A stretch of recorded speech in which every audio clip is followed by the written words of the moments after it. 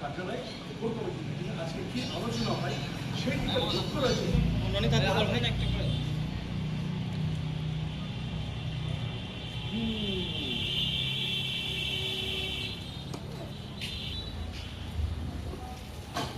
ভালো ভাই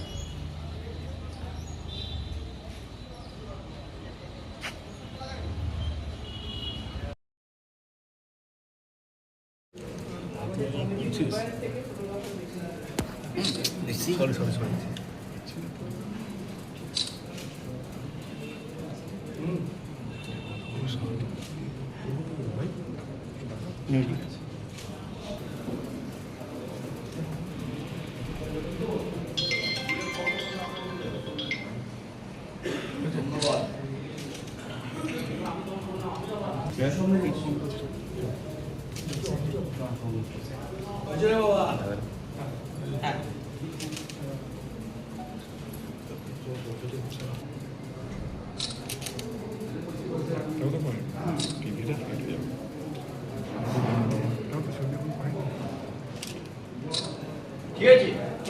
আমরা আজকে কোর কমিটির সদস্যরা সবাই বসেছিলাম।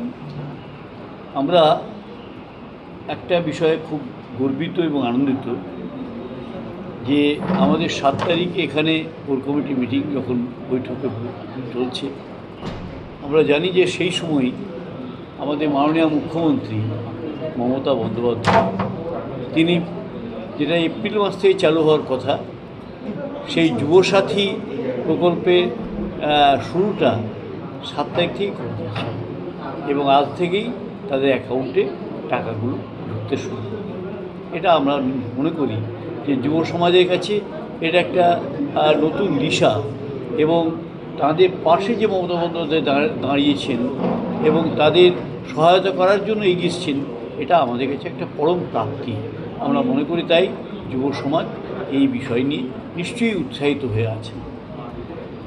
আর আমরা আরেকটা বিষয় নিয়ে যেটা আলোচনা হয়েছে যে সেটা আপনারা জানেন যে লক্ষ লক্ষ মানুষ, লক্ষ লক্ষ ভোটার তাদের বৈধ কাগজপত্র থাকা সত্ত্বেও অনেকে আজকে অ্যাডজুডিকেশনে অর্থাৎ বিবেচনাধীন জায়গায় পড়ে রয়েছে। তাদের ভবিষ্যৎ কী এখনও তারা জানতে পারছেন না, এমনকি সিও বলতে পারছেন না যে এদের ভবিষ্যৎ কী। আমরা খুব লজ্জিত যে ভারতবর্ষের একজন নাগরিক তার বৈধ কাগজপত্র থাকা সত্ত্বেও তিনি ভোটার হতে পারছেন না, অ্যাডজুডিকেশনের মধ্যেই তাকে ফেলে রাখা হয়েছে।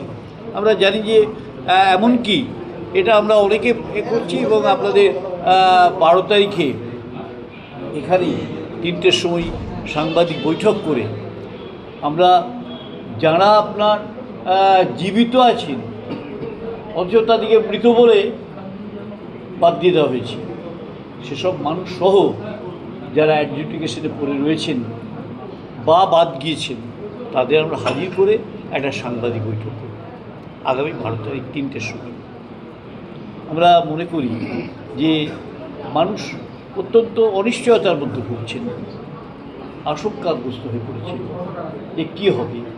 আমাদের সমস্ত নথিপত্র জমা দেওয়া সত্ত্বেও তাদের বাদ দিতে হয়েছে।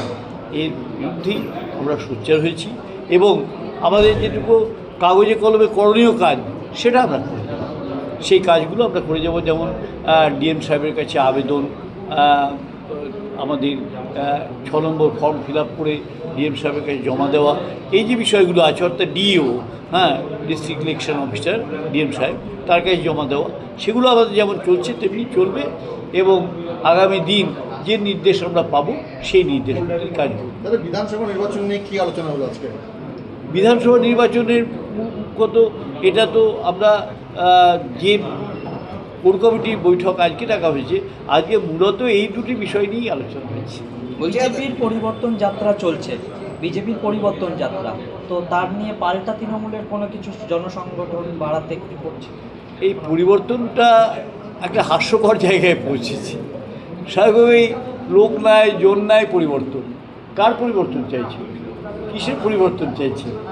তো স্বাভাবিকভাবেই এই পরিবর্তন সম্পর্কে আমাদের কোনো রকম উৎসাহ নাই, কারণ জনসাধারণই উৎসাহ নষ্ট করে দিয়েছেন ওদের। অর্থাৎ জনসাধারণ কোথাও জমায়েত হচ্ছেন কি, যাচ্ছেন কি একাই বকে যাচ্ছে, কী বকছেন ওরাই জানেন, এবং এর কোনো গুরুত্ব মানুষ দিচ্ছে না। আজকে কিন্নাহার একটা হাতাহাতি হয়েছে তৃণমূল কর্মী সমর্থকদের সাথে বিজেপি। আমাদের কাছে খবর নেই, যদি জেনে নেবো, জেনে নিয়ে যদি সেরকম ব্যবস্থা হয় নিশ্চয় হবে। বলছি দাদা, যেটা হচ্ছে ওই এসআইআর এর চূড়ান্ত তালিকা প্রকাশ হয়েছে, সেখানে দেখা যাচ্ছে প্রচুর জীবিত মানুষ মৃত বলে হ্যাঁ। সেই তালিকা কি এখন অব্দি আপনাদের কাছে এসছে যে জেলাতে কত মৃত এরকম তারা দেখানো হয়েছে, মানে জীবিত অত জীবিত? আমরা আপনাদের 12 তারিখ জানি, 12 তারিখ মিটিং করে আমরা বলে দেব।